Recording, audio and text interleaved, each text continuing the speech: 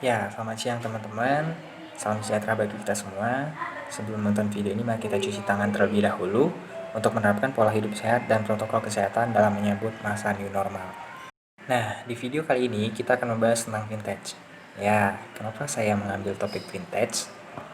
Yang pastinya untuk melengkapi tugas kuliah saya dan membagikan sedikit pengetahuan kepada teman-teman.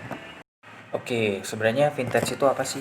Vintage, finansial teknologi, atau lebih mudah diartikan suatu inovasi di dalam dunia keuangan berbasis teknologi digital. Jadi, vintage ini akan memberi kemudahan bagi masyarakat dalam bertransaksi. Vintage di Indonesia sendiri mencakup beberapa bidang seperti pembayaran, misalnya OVO, GoPay, ShopeePay, dan sebagainya. Kemudian bidang investasi, lalu ada bidang pembiayaan, contohnya peer-to-peer lending dan sebagainya.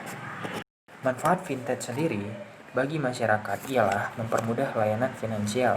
Ya, pastinya. Contoh misalnya, jika kita ingin berbelanja online, maka kita tidak perlu repot-repot dalam hal pembayaran.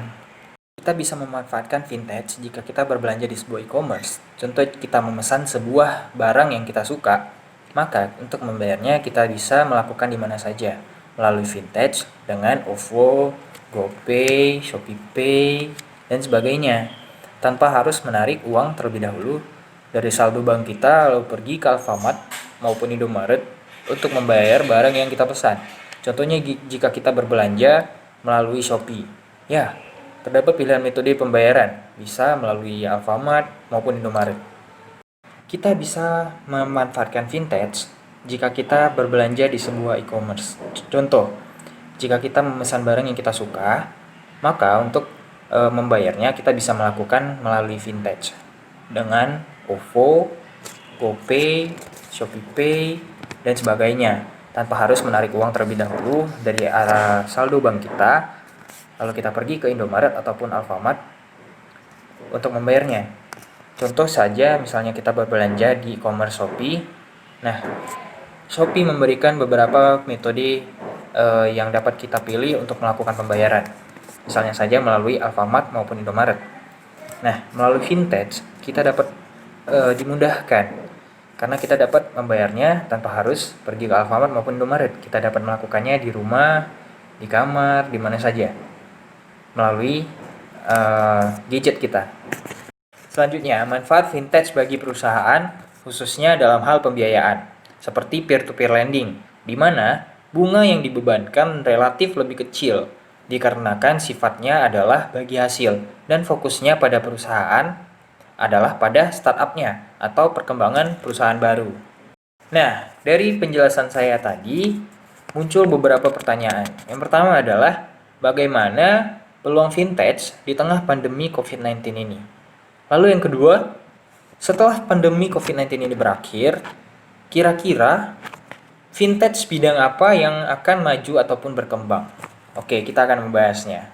Seperti yang saya jelaskan sebelumnya, vintage berpeluang besar di tengah pandemi COVID-19 ini, khususnya dalam bidang pembayaran, dikarenakan masyarakat mengurangi penggunaan uang cash untuk mencegah penyebaran virus COVID-19 yang semakin meluas. Oleh sebab itu, metode pembayaran yang digunakan ialah berbasis digital. Yang kedua, setelah pandemi COVID-19 berakhir, kira-kira vintage bidang apa yang akan maju ataupun berkembang?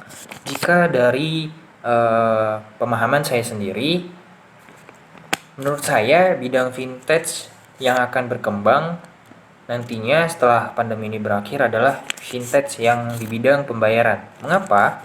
Karena masyarakat sudah terbiasa melakukan pembayaran dan dimudahkan melalui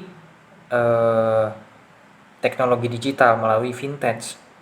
Maka untuk kedepannya masyarakat diharapkan bisa menggunakan teknologi ini dengan sebaik mungkin.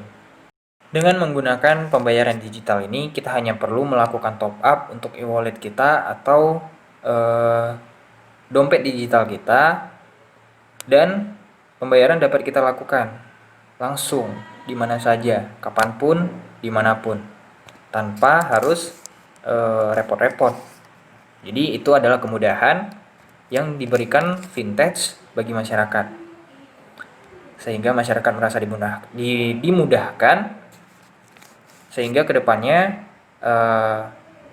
vintage di bidang pembayaran ini ataupun vintage di bidang payment yang menurut saya akan maju ataupun berkembang. Oke, sekian video dari saya, semoga dapat membantu dan memberikan sedikit pemahaman kepada teman-teman, dan semoga bermanfaat. Sampai ketemu di video berikutnya.